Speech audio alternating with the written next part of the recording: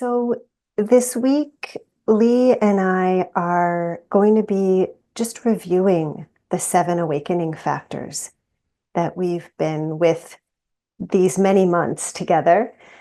And we wanted to offer it in a way that isn't just a sort of conceptual or cognitive review, but that invites us each into a reconnection with the embodied aspects of these factors, just feeling into it. So, for this talk, although it is a talk, I really just want to invite everyone, even starting now, just to take some time to set up your practice, establish a posture that feels really comfortable. That might involve some moving, some stretching, whatever feels right for you. And if you're comfortable, you're welcome as I go to just close your eyes and receive the words. Notice what happens in your body and mind. And we'll move from this just right into formal meditation, almost experiencing it as one practice together. Yeah. So these seven awakening factors, the Pali word is Bojjhanga. Bo is from Bodhi, wakefulness, liberation. And anga means limbs. So these are the seven limbs of awakening or wakefulness. And the first, sati, mindfulness. This we know is so foundational, right? Mindfulness brings us back to the here and now, back to this moment, so we can see what is here. Mindfulness brings awareness, a kind presence, allows us to connect, recognize and see, what is happening? And mindfulness also is foundational because it allows us to discern what's needed. Which of the other factors may be skillful in any given moment of practice? More energizing, more calming. So mindfulness, present, awake, aware. And just see for a moment just how mindfulness shows up in the body, breath, and perhaps in the mind, heart.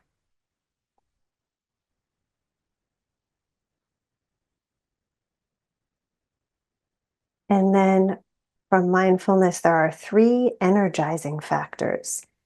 And there's an understanding that many of us need to feel energy for the practice and develop that kind of refreshing, nourishing joy before we can really settle deeply into meditation. And so the first of the energizing factors is Dhammavichaya, investigation. So as mindfulness brings us more into connection to the present moment and what's here, investigation allows us to stay with that, to bring some curiosity and embodied interest. We can begin to notice how things unfold, seeing cause and effect, the nature of our feelings and thoughts, the arising and ceasing of phenomena. We begin to be able to be with that. And Dhammavichaya also brings that ehipassiko invitation. Come and see for yourself, right? The Buddha, don't take my word for it. Watch, see, observe, be with. And so just take a moment and see investigation, Dhammavichaya. How might that feel in the breath and body and in the mind and heart when we have some interest and curiosity in how things are unfolding?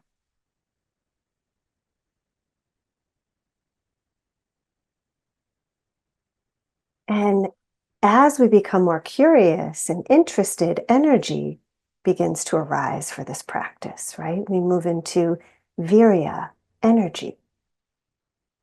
Really helps to dissolve and free up the stuckness or inertia that can sometimes arise in our practice. Virya is wise effort, vigor, allows us to feel more dedication and engagement in the practice. It also brings the capacity to direct our energy more skillfully, brings hope and courage to keep with our practice, even when it's challenging, that determination and resolve. And our energy becomes more harnessed and focused. We're not dissipating it. We're not scattering it. So virya, this dedication, passion, engagement in our practice. Just take a moment to feel into, what's that like when that's there in the breath and body and in the mind heart.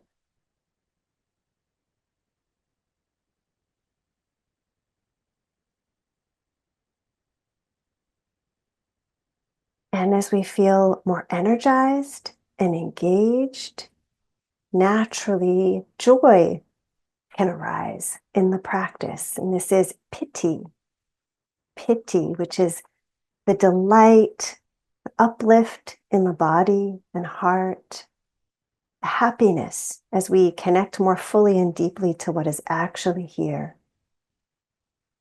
The easeful happiness for the practice itself, right? The joy of being with, being able to see clearly, being able to direct our energy skillfully and wisely.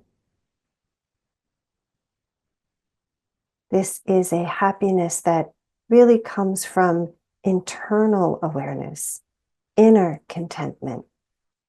It's not reliant on external conditions. And that happiness that comes from knowing that we are not causing harm, that we're setting down habits that may keep us stuck or caught in unskillful patterns. This brings relief and joy. So piti, happiness, joy in the practice.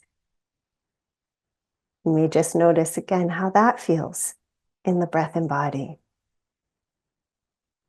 and in the mind and heart.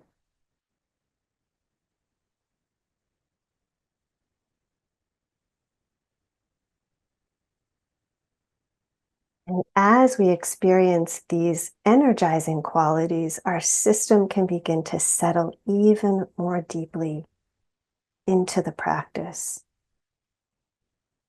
And the first of the calming awakening factors is passaddhi, calm, tranquility. This is a stillness, mental balance, and poise, right? As we let go and release our habitual agitation and reactivity, the mind is no longer kind of constantly quivering. It begins to really settle.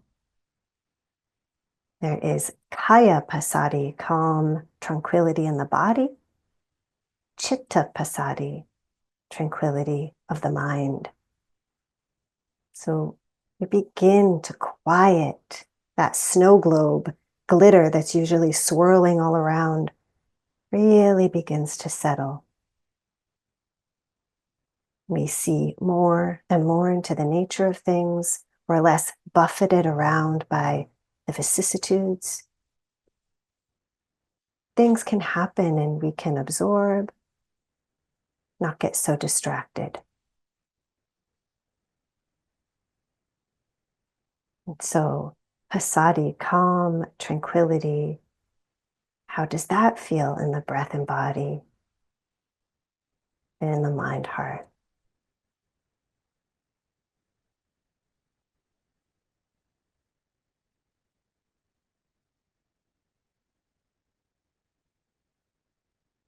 And as the mind and body calm and settle, samadhi, concentration, stabilizes. We develop that steadiness of mind, capacity to really focus with, to abide in, to stabilize our attention. Samadhi brings that sense of full immersion in the here and now. We feel a gatheredness and a unification of the mind, body, and heart. The image that's often used with this is that unflickering flame of a candle, right? That constancy where the mind heart is composed and aware, and the attention and presence is undisturbed. Passions, preferences, hindrances that can so often disturb and unsettle our systems have really quieted.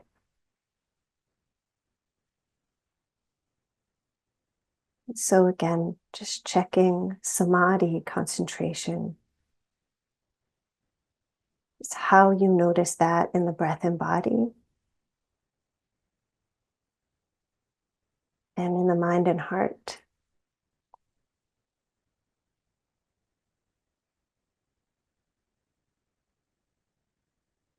And as concentration, samadhi brings that steadiness. Upekkha, equanimity, arises because we can see even more deeply and clearly into the nature of things. We begin more deeply to understand the nature of dukkha, causes of suffering. Equanimity brings that mental balance, equipoise, presence, peace. There's a relationship of neutrality in relation to all that is arising and passing. That spaciousness of being able to hold the joys and sorrows of life with care, without judgment, aversion, or clinging. There is an even-heartedness, even-mindedness.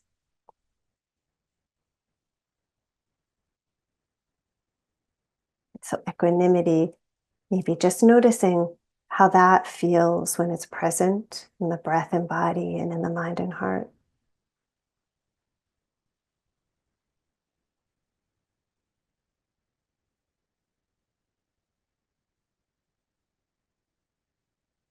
And so we can really feel into the movement, right? Mindfulness at the core, foundational, supporting these three energizing and three calming factors. And so we'll move into the formal meditation practice now, but just see how you're doing. If you're feeling really still and quiet and easeful, you might just let yourself stay here, breathing and sitting. And of course, if you need any movements or shifts to support reestablishing your posture, feel free.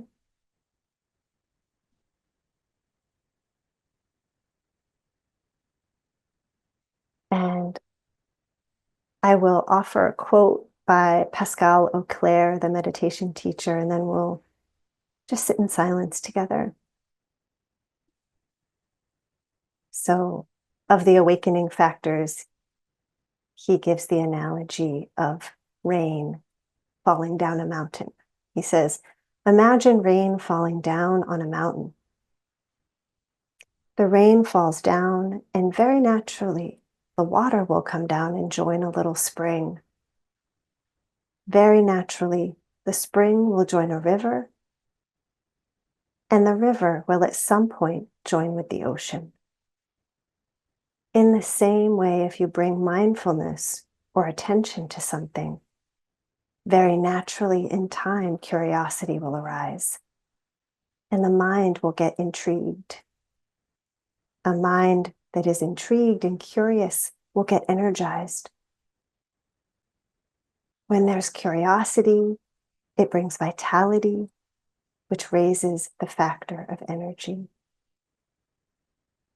And then naturally, as the rain falls on the mountain to the river and then to the ocean, a curious, energized mind will become joyful.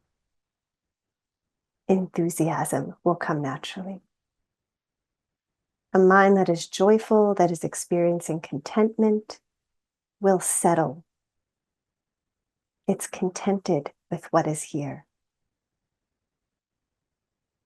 And very naturally, calm arises. The mind is gathered. It's not looking all over. And it gets very naturally concentrated. And then equanimity very naturally arises. The mind becomes unified, stable, and then balanced. When all these come together, the mind will see more clearly and insight will arise.